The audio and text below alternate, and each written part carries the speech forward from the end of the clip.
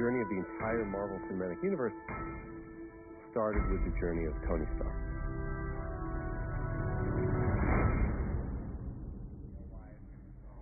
Much better than big old clunky. And that sound is great. The hero was a little large too, but I think we might be able to get away with it. Going back to Favreau and Robert Downey Jr. and the founding moments of Marvel Studios, we said, we want the hero to be as interesting out of costume as they are in costume. I had just been hired to cast in the first Iron Man. Jon Favreau was on board at that time, and I remember asking him in a meeting with everyone, tell me all the qualities that you think are most important. Fast, quick-witted, and funny, and dynamic, and a bit troubled, and confident, and brilliant, and all of these things, and we really kept coming back to Downey. Stan Lee said he kind of created him on a dare. Could you make a billionaire weapons manufacturer, philandering philanthropist, who largely lives an ugly and irresponsible moral psychology? But Dave, if you look at Downey and his early work, it's amazing. I mean, you look at Chaplin, you look at Less Than Zero. I mean, they're tough characters to watch. Robert Downey Jr. at that point in his career wasn't necessarily a family-friendly name. Today it's ridiculous, but at the time it was, whoa, risky casting Robert Downey Jr. The truth was, we got to a point that we realized if we didn't cast him, that would have been the biggest risk. Robert has a whole career of great work behind him, and he was at a point in his life and his career where he was ready to break out and do something really big and exciting. John was in love with the idea of Downey playing the part, and we all felt so sure about him on a creative level. Because he wasn't instantly a slam dunk approval, I suggested we have screen tests. I remember walking in with Robert Downey Jr. the day of the test. He was laughing and in great spirits and completely at ease, and he got in front of the camera and started saying the lines. I assure you the day weapons are no longer needed to keep the peace cell happily transist to manufacturing bricks and beams for baby hospitals, making hemp pants and the like, but until that time, can I get you drinks? I don't want to call it an out-of-body experience, but it was one of those rushes that I'm sure like somebody would feel if they're about to play a big sporting arena playing for the ring or something like that. It was just like, am I going to pass out or am I going to nail this? On that day that Robert screen tested, it was clear that there was no one else who can play that part.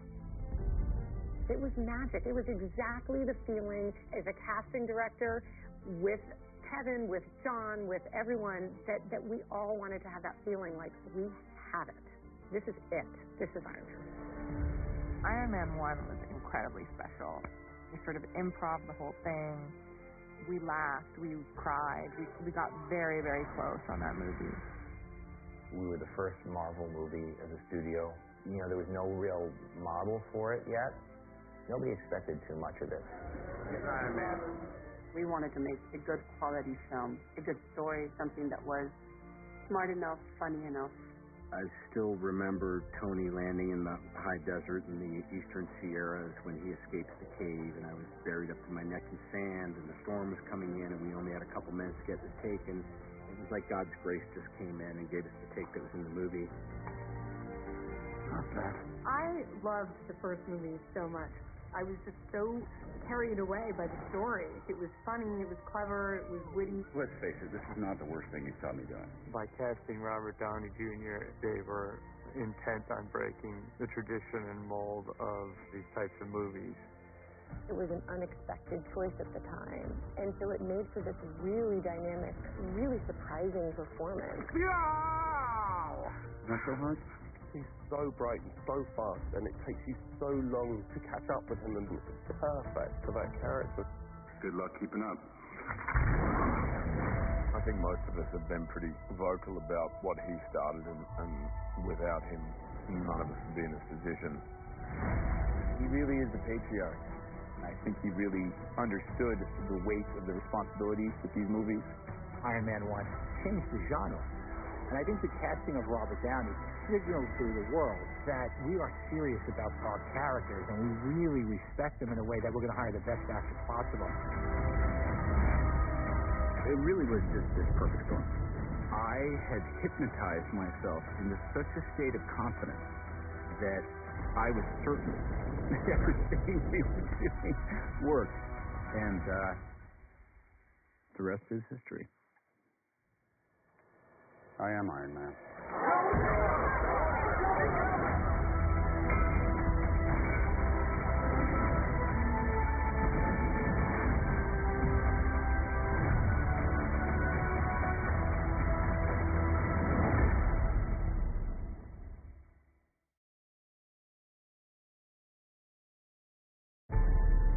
I'm not sure we could have done this notion of an interlinked Marvel Cinematic Universe without Captain America. Whether it's bit by a spider or exposed to gamma rays, the notion of a superpowered human started with Steve Rogers. He is the backbone of the universe.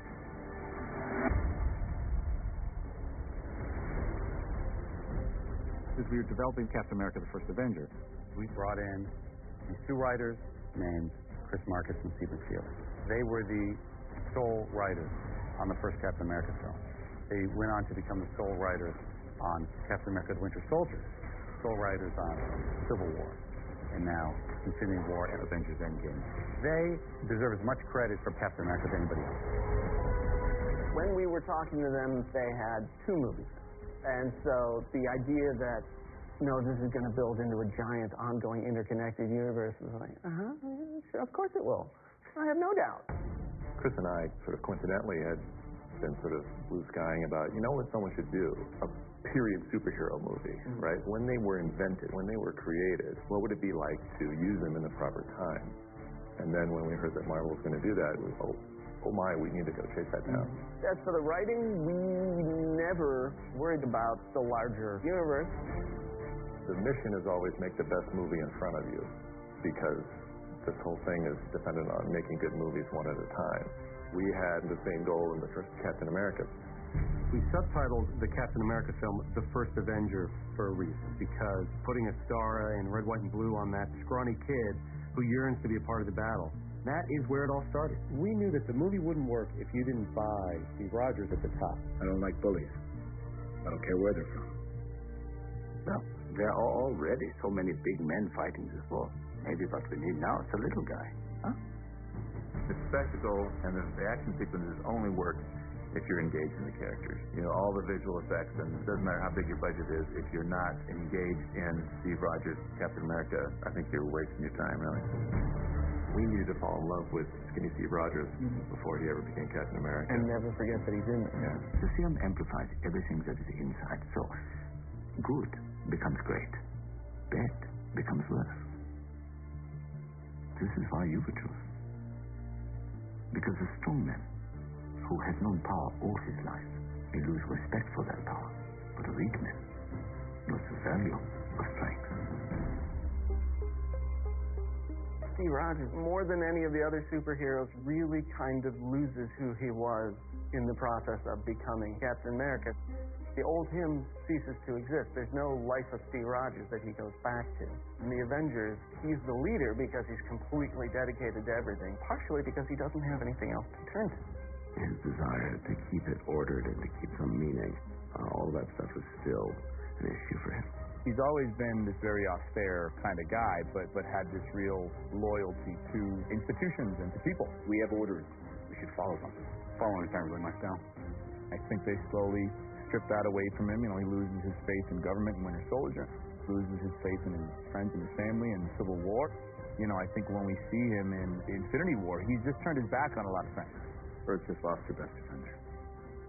So we're here to fight. And if you want to stand in our way, we'll fight you too. With this movie, they let him kind of return back to that hopeful soldier, leader. This is the fight of our lives. And we're going to win. Whatever it takes. When we first met the folks at Marvel, we chased the Captain America job and certainly had no idea that it would lead to the next 10 years of our career. And we've had Cap most of the way. It's been a lot of fun having someone with that gravity. It's a rare character. You don't get to write that character much anymore. He's an aspirational figure. It's the combination of where we put him in the universe and Cap rising to the challenge. You still don't want to give up, do you? I can do this all day. When our characters are beginning to come to life, it all starts with artwork. Our visual development group, led by Ryan Meinerding, for the better part of a decade, has been that very important step between the comics and the final product that has brought Captain America to life. One of the great things about the comics is that Captain America was always designed to read really quickly. And also, because they had limited colors in the printing, there's a simplification that happened with a lot of them, that they were just, this guy's red, white, and blue. There's a really fast, iconic thing that happens with the characters as the source material. trying to bring that into a real setting, like for a film. Whatever they simplified for the design for the comics, we're trying to fill out in a way that makes it feel real. If they only had line work and 4 colors, and they're able to make something that resonates with people for 60, 70 years, how can we find a way of putting it into our work? In the case with Captain America, we're trying to find reference materials that bring him into sort of a world of a soldier. The first time he puts on the costume in Captain America: First Avengers, it's about him being that sort of patriotic icon that's in the USO show. So that was where we were trying to sort of take those really classic and iconic lines that were designed back in the 40s and turn it into something that was always kind of meant to be a little bit goofy, sort of put him on stage and say, you're a symbol for America, show us how much of a symbol you are. Not all of us can storm a beach or drive a tank, but there's still a way all of us can fight.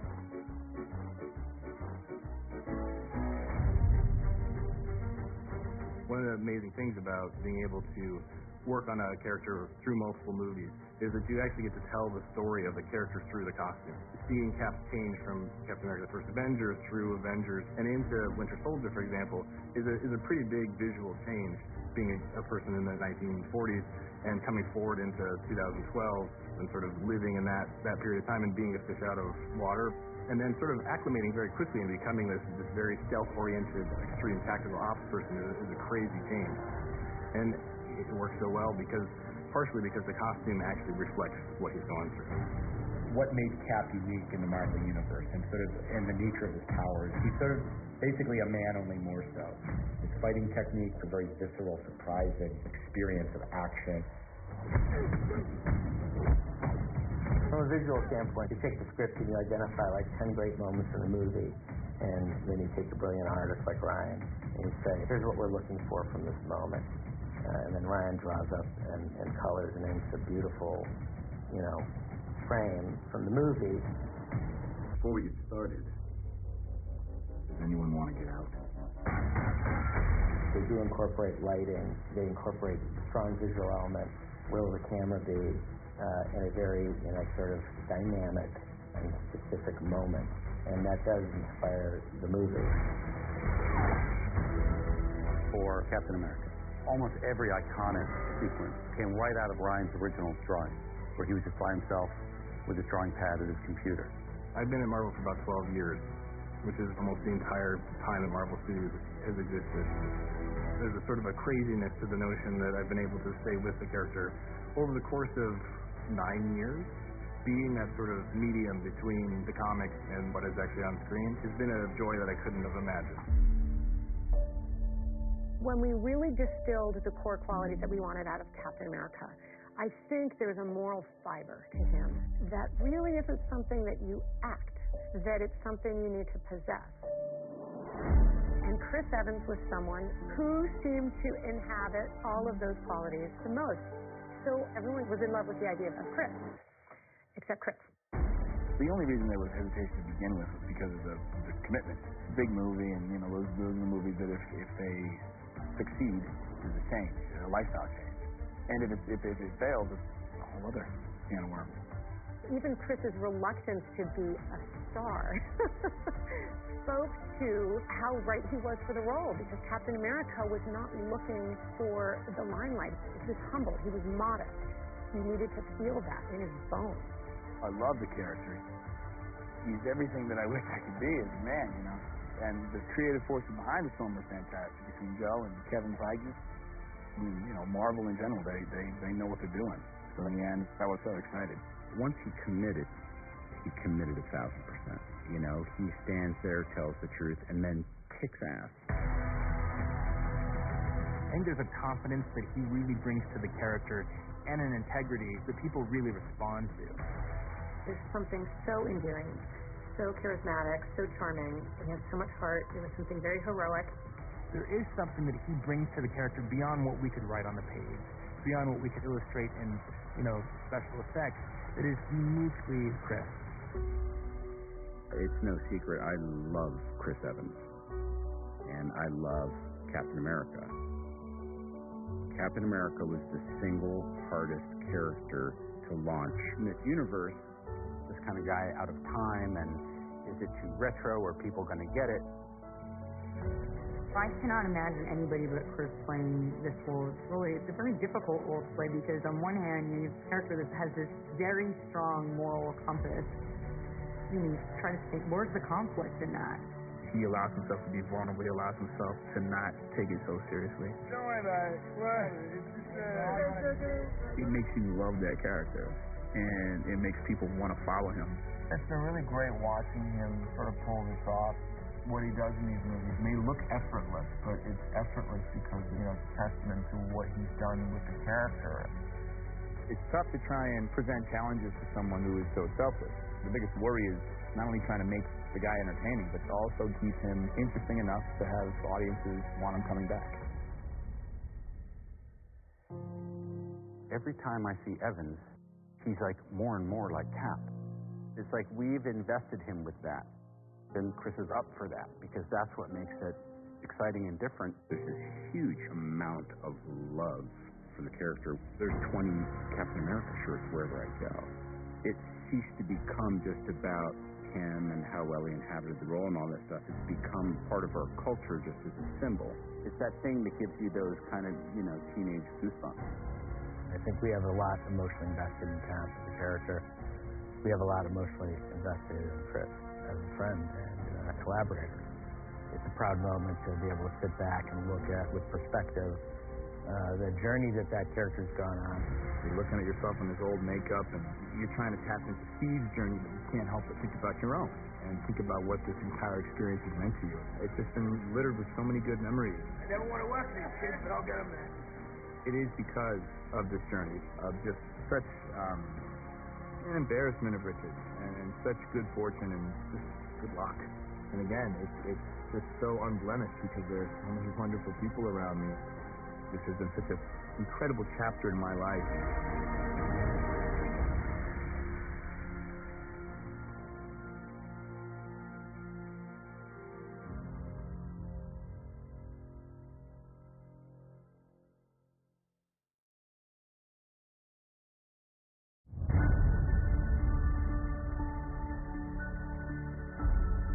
Would love to take this character in every different direction. I think she certainly encounters her fair share of the Marvel Universe.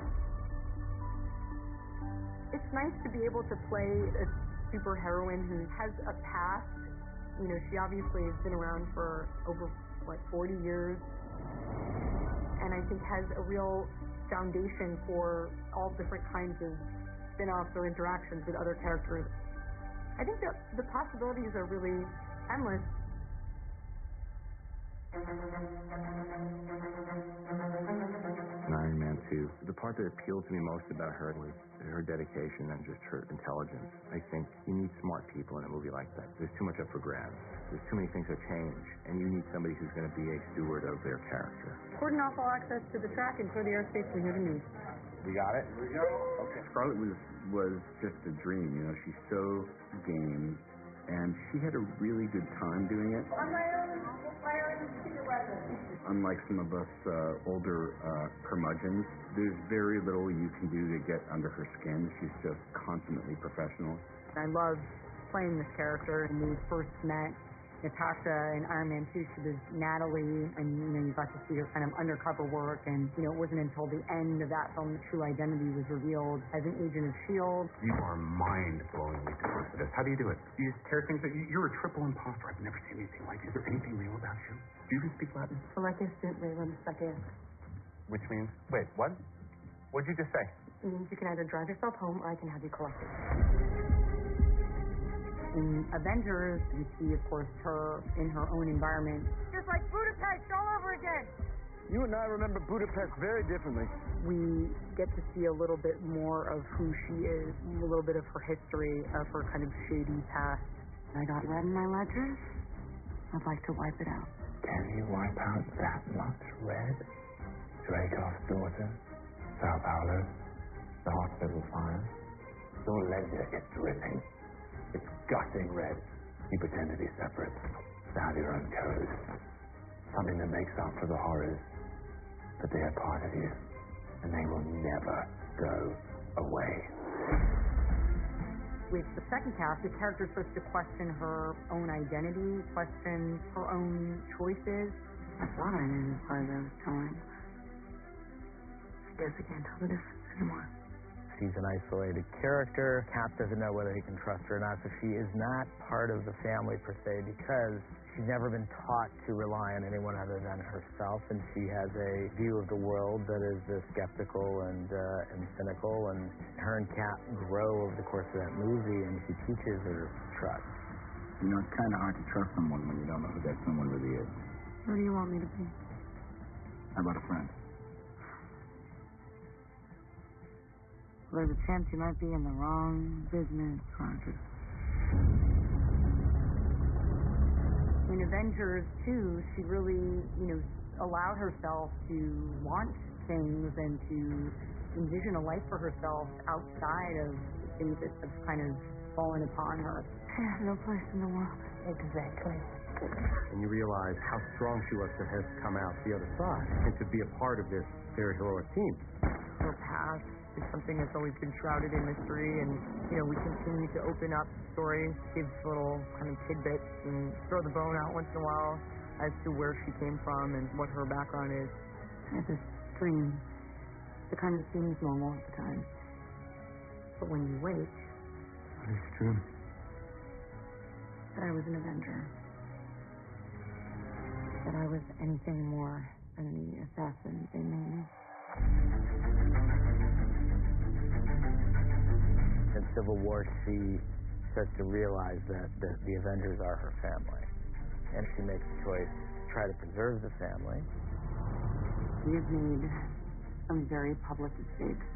We need to win their trust back. That's what makes this character really heroic, is that she's kind of dug her heels in and said, look, I could kind of go down this road, which would be the more desirable road personally, and disappear and live off the map, but she chooses this kind of greater calling. Because it's a path of least resistance doesn't mean it's the wrong path. Staying together is more important than how we stay together. Part of the reason why the Avengers failed in Infinity War is because they were divided, because of the fallout of Civil War.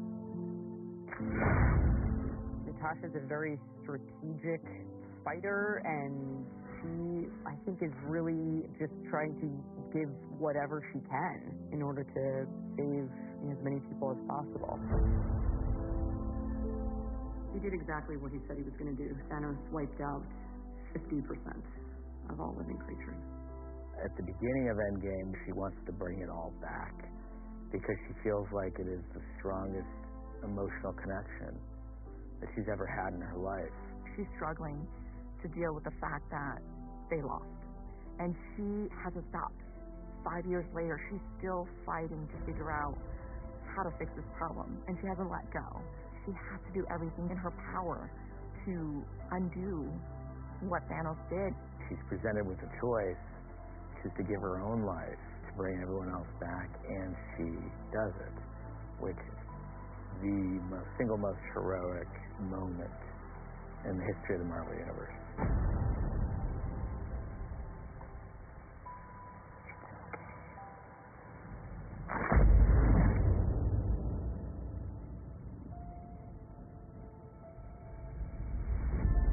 I actually think that in some weird, and it is a very emotional thing, but some weird, twisted up, fateful way, this character who, has searched her whole life for a purpose actually finds her purpose.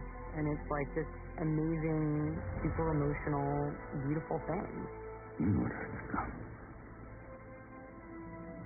Oh, I don't judge people when they're working too.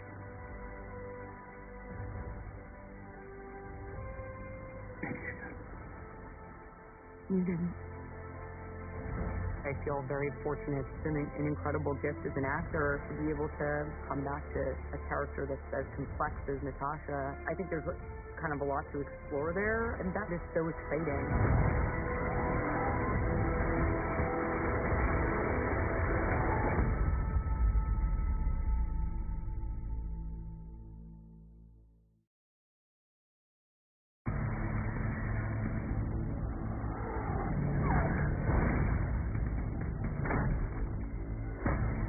Down the middle as our heroes are running this way and this way. Love the Russos. I remember them the first couple days on Winter Soldier. They really felt like the new kids on the playground. But everything they said they were going to do, they delivered on. Their attitude kind of breeds this sort of lightness on set. Let's do one more. They're the filmmakers that took the Captain America series and elevated it with the Winter Soldier. You gotta know, Cap. This is the first one. And then you'll... That then did it again with Civil War. That film is gigantic. This is going to be a great shot. We were midway through production on Civil War, and we saw the amazing job that Anthony and Joe were doing, handling all these different characters, telling this very unique storyline. Going kind of this way right now, and then the window's going to shatter. We knew where we wanted to head with the next Avengers film, and it was then that we started talking to them about coming from Civil War on to Infinity War. We had no time to settle between Civil War and Infinity War. As we were conceiving and executing Civil War, the end of that movie was very much a setup for what these movies would be. We always had that sense of that. Even not having a break, I think we're able to move forward because there is such a continuity in the narrative. Infinity War. The scope of the film, I think, is unrivaled. And really, the only way the film could be made was in the hands of Anthony and Joe Russo. That's an E+ version of the shot. I was really blown away by how culturally powerful it was. I'd never seen a reaction like that after a movie. Infinity War takes people on an epic quest that does everything from entertain and delight you to devastate you emotionally. The success of that film is certainly a testament to the Russo brothers as a directing team. There's no doubt it was not an easy task. You look at Infinity War, you're in the hands of master filmmakers. It is truly remarkable. So I look down just a hair and it just turned it into a little bit of a, Sure. you know, like I'm going to get, you know, give it a little look and then go with it. Okay, here we go. We talk a lot about the culmination of Avengers Endgame. We wanted to do a great finale that not only had the spectacle worthy of Infinity War, but with sequences and scenes and character interactions that could only be done with Joe and Anthony. They're the only directors that could handle this many characters and doing this ambitious of a story that needs to pay off every film that we've ever made in one climactic conclusion, while at the same time introducing an entirely new direction for the future. When we were thinking about these two Avengers films, we came up with this idea, let's shoot them together. And it seemed like a great idea at the time, but it's impossible to juggle one story and the idea of two stories this complicated, figuring out what they are, how they intertwine. The Russos are so adept at handling complicated storylines. You know, after the camera whips you, Yeah. sort of take in the group for a beat and then ask where it's curious. You have to understand what makes each character unique, what special qualities they bring to it, how they can shine. It's pretty amazing watching these brothers like create these amazing, powerfully epic tales. Well, that would just be the badass delivery. You feel very, you know, safe and taken care of, and at the same time you feel like you can contribute. I'm clearly charting the course. And if you just come in and start charting the course, you're like, we're going where to? The magic trick is that they're working with so many actors that have, you know, their own relationship to the characters that come from their own sort of parts of the universe, and to make that all into something that feels cohesive is incredible. It's all one piece. It gets focused at the end of it. Go back to the stage. They have done the unthinkable, really. I mean, it's not just two movies back to back, it's the two biggest movies of all time, and they've been at the helm the whole time, without fail. They love these characters, and they know these characters inside out. Anthony and Joe, they've essentially been on a job for 6-7 years now, and I love them, and they love the Avengers. Joe and I have always loved to figure out how do we take the character and how do we take the audience and how do we take ourselves on a surprising journey that is not holding anything back. As you progress through films like that, your job as directors gets bigger and bigger. We really have an amazing team around us that allow us to focus on the bigger picture, and so we're very happy with this experience.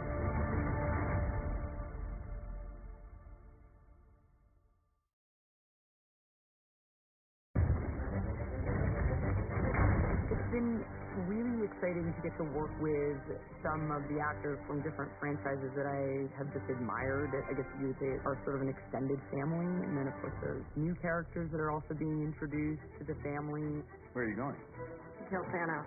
Certainly great to see that the audiences are embracing and even asking for, begging for really strong female superheroes. It's wonderful to feel like you've witnessed and been a part of that growth. You always picking up after you, boy? I think one of the dangers of playing a kick-ass chick is that you just mimic what you've always seen kick-ass men do. You want to show me how to punch? That's how you punch. It's really important for me to find the voice and the rhythm and the style and the meaning of what it means to be a powerful woman, and that be its own distinct thing. I so enjoy being able to be a piece of the puzzle that was a woman who was the head of an army and who was the right-hand man of the leader, and seeing how that resonated was very humbling and very moving. Women are demanding equality in the workplace, whether you're in a superhero costume or an office job, and I think Marvel is doing a great job of amplifying that in the films and representing that properly, and that's a beautiful thing. Every morning I think about every way that I can help women have representation and be out there in the world. And I think for me it's important for women to know that it can be done. Hi, Peter Parker. Hey, Peter Parker. You got something for me? Our goal with Endgame was to provide a climactic conclusion to the journey that the MCU has been on for these 11 years now. And so we spent a lot of time looking backwards at the journey that the overarching narrative has taken and all the characters that have been a part of that story. And I remember it just dawning on all of us one day, just like the sheer number of amazing female characters that were now in the MCU was just so exciting and impressive to all of us. I mean, we really looked for an opportunity to just celebrate that. You get to see this really beautiful thing, like you kind of get a taste of with Avengers Infinity War as well, which is very powerful people meeting each other, powerful people all being in one room, powerful people that all have very specific skills working together to form a team. We have a small little moment in the Wakanda field in Infinity War where we have Okoye, Natasha, and Wanda teaming up to fight Proxima. And that moment in the trench was pretty spectacular to see when we were shooting Infinity War, and we wanted a little bit more of that in Avengers 4. I don't know how you're going to get through all of that. Don't worry. You've got help.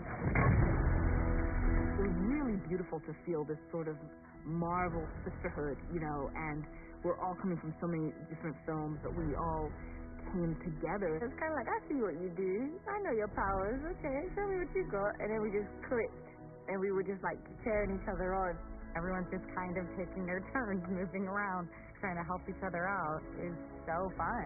You share Exactly. So there's a connection without ever having met. It's a really cool thing about the whole battle. That day was insane. We were all in it together, and it felt electric. It was really, really cool.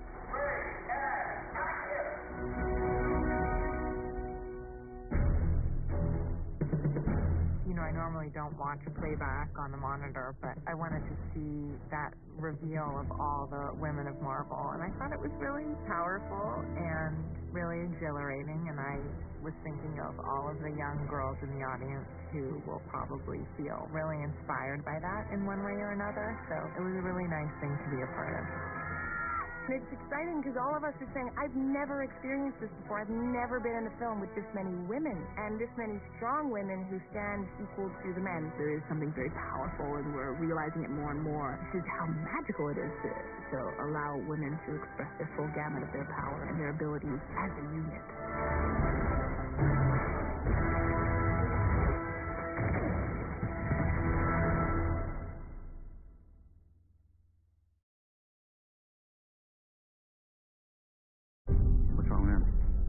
He's pissed. Thinks he failed. Thor has suffered tremendous loss, more so than any other character. Asgard has been destroyed. now he has to suffer the loss of Thanos. How does a person who has suffered two devastating losses like that move forward, and how would he process that?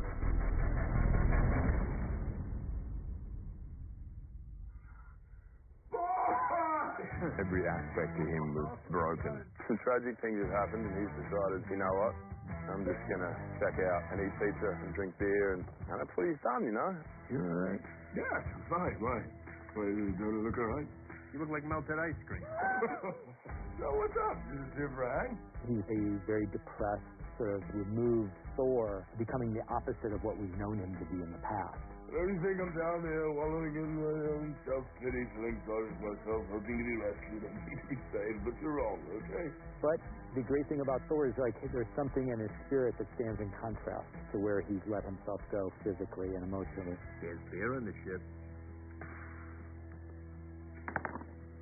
What kind?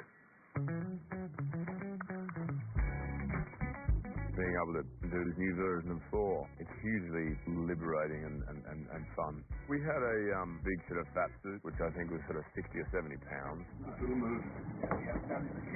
It was the hottest I've ever been. How's that feel? I mean, amazing. Looks like it's in the right place. And we had obviously the beard, the hair, and how these things that go in the mouth to kind of plump out my cheeks a bit, which sort of had a little effect on the voice as well, but probably in a good way. It was a different Thor. Hi, my name's Thor. 22 years old. Live on Asgard, and I like sugar. We're shooting a superhero film, and here's one of the most recognizable superheroes, but he's just turned into a new character. What Chris does with that character and how it just kind of has this shift. His excitement was really palpable. He had been playing the character for a while and really wanted to find something new. He has such dexterity as a talent. He's incredibly funny. He has just really lovely energy. Is he asleep? No. I'm pretty sure he's dead. Thor's new look will seem like it's being played for laughs, but thanks to the performance that Chris Hemsworth gives, it becomes very touching. Let me do this. Let me do something right. And we see over the course of the film how he tries to regain his sense of purpose and regain his sense of redemption.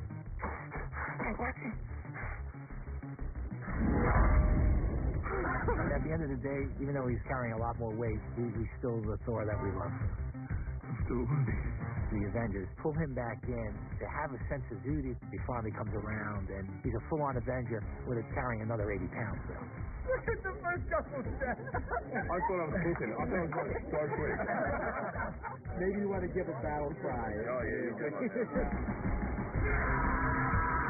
It felt like I was playing a completely different character. It was a real opportunity to just kind of swing for the fences, and it was so much fun. What do you think is coursing through my veins? Cocoa Puffs, nachos, embarrassment.